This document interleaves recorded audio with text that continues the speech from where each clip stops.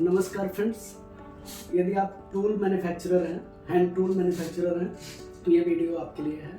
बहुत important video है। BS में गवर्नमेंट ने क्वालिटी कंट्रोल ऑर्डर के थ्रू ये प्रोडक्ट को, हैंड टूल के लगभग 7-8 प्रोडक्ट हैं जो मैंडेटरी सर्टिफिकेशन में डाल दिए गए हैं, जिसमें आपका पाइप रेंच वगैरह है, कई सारे टूल्स हैं। तो वो हम आपको आगे डिस्कस करेंगे।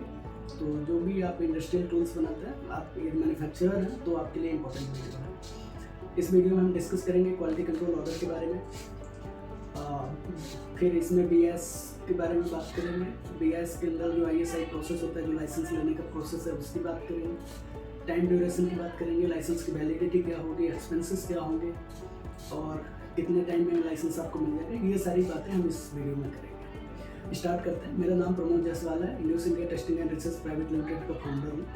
2013 से मैं लगातार टेक्निकल कंप्लायंसेस के लिए डिफरेंट मिनिस्ट्रीज़ के लिए वर्क कर रहा हूँ, जिसमें बीएस एक है।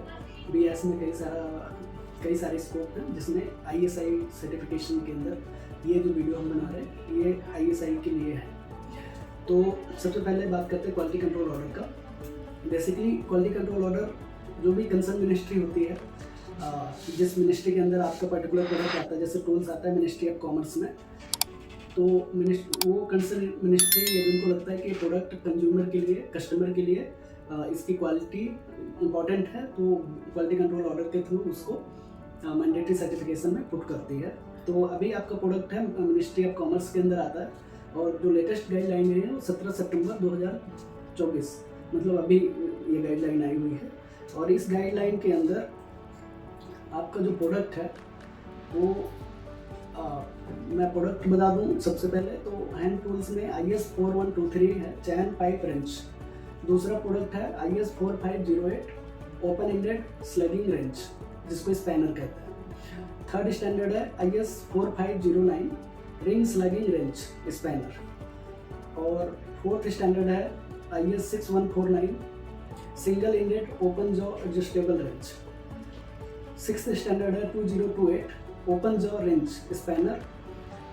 और सिक्स्थ स्टैंडर्ड है 2029 ring wrench spanner. Seventh standard है 4003 part 1 pipe wrench general purpose के लिए, और 4003 part 2 pipe wrench heavy duty के लिए।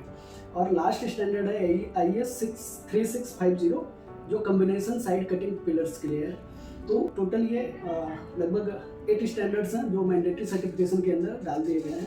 इट मीन्स कि आपको ये प्रोडक्ट बिना लाइसेंस के लिए ना तो मैन्युफैक्चर कर सकते हैं, ना सेल कर सकते हैं, ना स्टोर कर सकते हैं।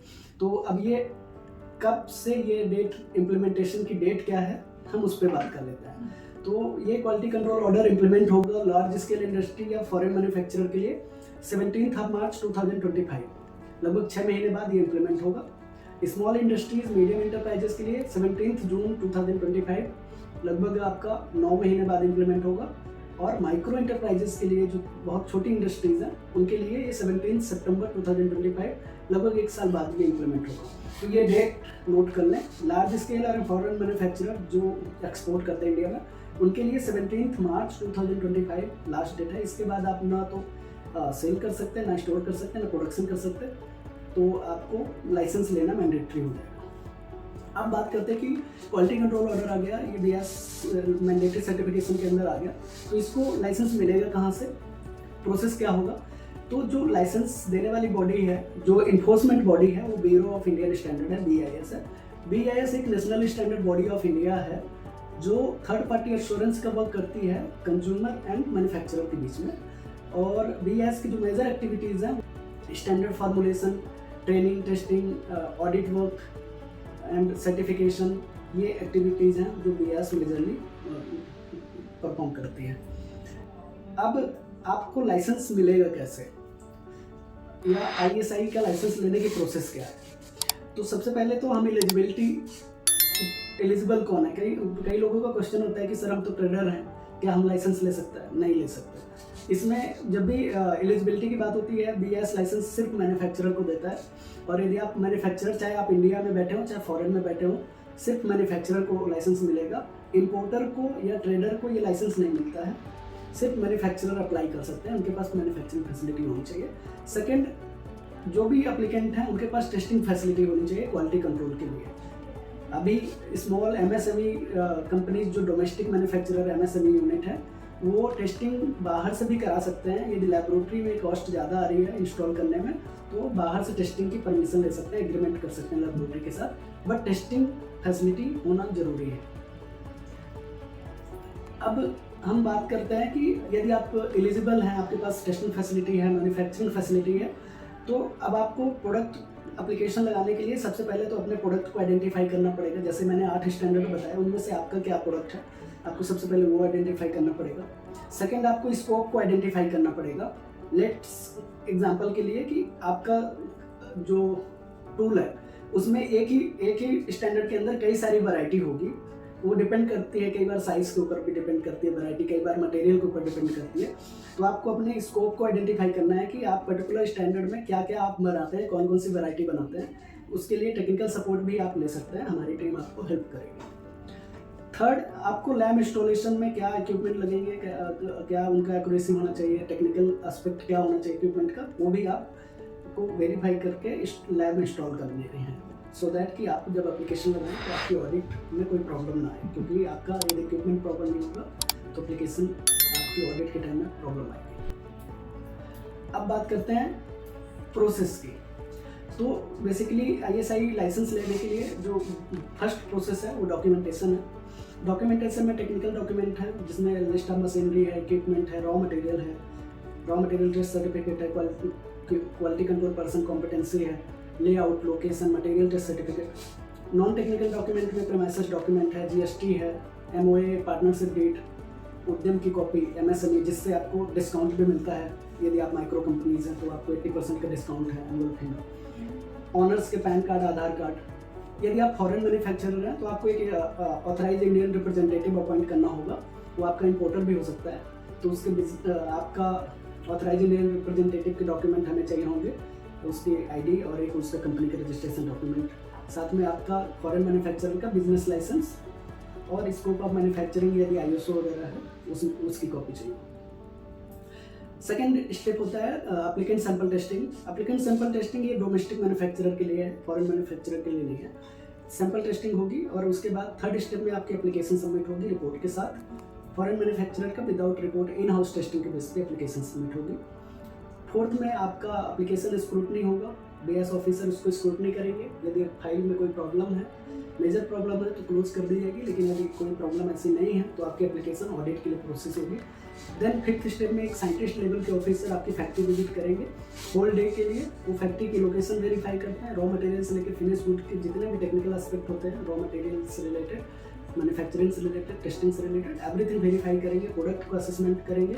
ये सब कुछ सेटिस्फैक्ट्री होता है।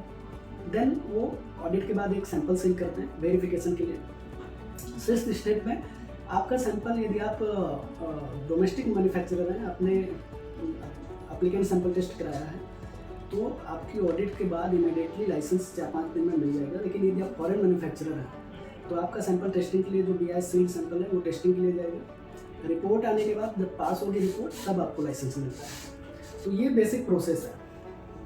जब लाइसेंस डॉक्यूमेंट आपको मिलेगा उसमें स्टैंडर्ड मार्क कैसे करना है उसकी गाइडलाइन रहेगी, आपका लाइसेंस क्या है उसकी इंफॉर्मेशन रहेगी, कौन सा स्टैंडर्ड के अंदर आपको लाइसेंस मिला है, आपकी वैरायटी क्या है, आपको कितनी फीस, एनुअल फी कितनी देनी है, ये सारी डिटेल आपको लाइसेंस की कॉपी में मिलेगी। अब बात करते हैं एक्सपेंसेस की। तो इनिशियली ये लाइसेंस लेने के लिए एप्लीकेशन फी 1000 है, इंस्पेक्शन फी 7000 है, BIS लाइसेंस फी 1000 है, annual marking fee product to product vary करता है।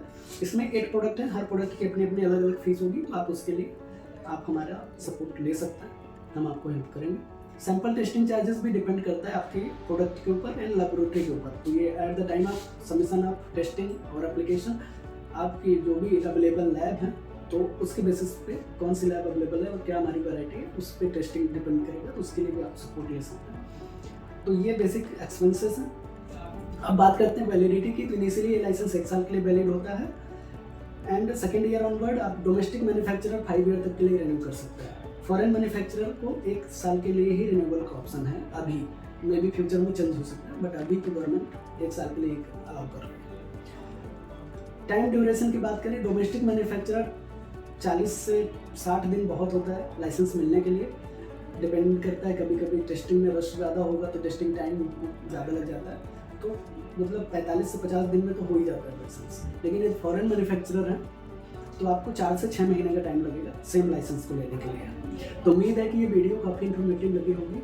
आप अपने फ्रेंड्स को जो इस इंडस्ट्री से रिलेटेड है आप उनको शेयर कर सकते हैं और सब्सक्राइब करें सो दैट कि इसमें कुछ एक्सटेंशन हो, कुछ डेट में आगे चेंज हो तो हम आपको अपडेट दे सकें।